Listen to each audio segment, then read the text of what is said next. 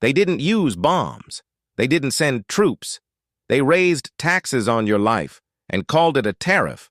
One stroke of a pen, and your grocery bill changed. Your phone got more expensive, and your job?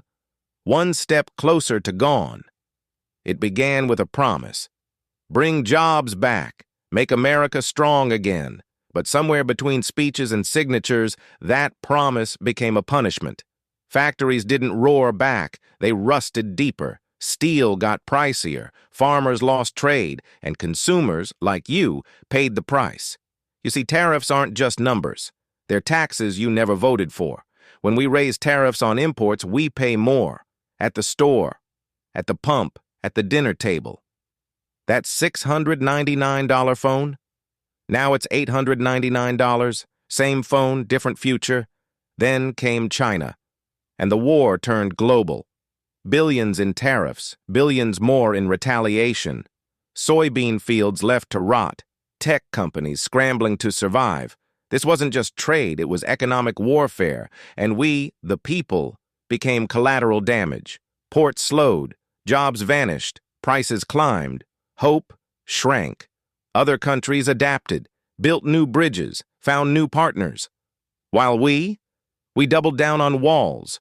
We thought we were winning, but inflation hit, supply chains broke, and the trust? Gone. We didn't isolate China. We isolated ourselves. Now picture this. Every item in your cart costs 15% more. Your paycheck feels smaller. Your company moves overseas because it's just cheaper to survive there. This isn't politics. This is math. This is your rent, your bills, your kids' tuition, being squeezed while someone else holds the mic. And here's the twist. The man who signed the tariffs, he's not paying that $300 grocery bill. You are. We started this war. But can we end it? Can we admit that pride should never cost this much? Because the biggest damage wasn't financial, it was emotional. We believed in protection and got played by power. So now the question isn't, what did they do? It's, what will we do next? Because the tariff war isn't history, it's tomorrow's price tag, and the receipt is in your pocket. We thought it was over. The tariffs were signed, the deals collapsed, and the headlines faded. But the real war had just begun. Because trade wars don't end with signatures. They echo. They ripple into places we never thought to look. Your favorite brands? Cutting corners to survive, cheaper parts, lower wages. You're still paying more, but getting less. Small businesses? Suffocating. Not because they failed, but because the rules changed mid-game. Imagine building your dream, then learning you can't afford your own materials anymore.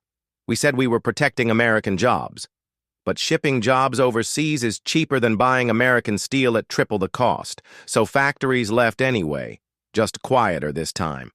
The world moved on, new agreements formed, new alliances written in languages we didn't bother to learn. While we argued over who to blame, they rebuilt, smarter, faster, without us. And here's what no one told you. Tariffs don't create loyalty. They create workarounds. China found new buyers. India took new orders. Europe made its own chips. And America stood watching, waving a flag no one could afford anymore. Now our dominance, questioned, our currency, pressured, our leadership, laughed at in boardrooms across the globe. You were told this was temporary, just pressure for a better deal.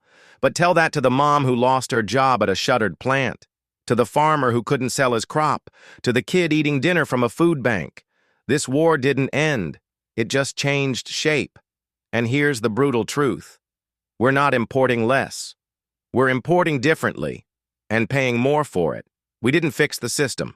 We broke it, then blamed everyone else. We wanted to win, but we never asked, what are we willing to lose?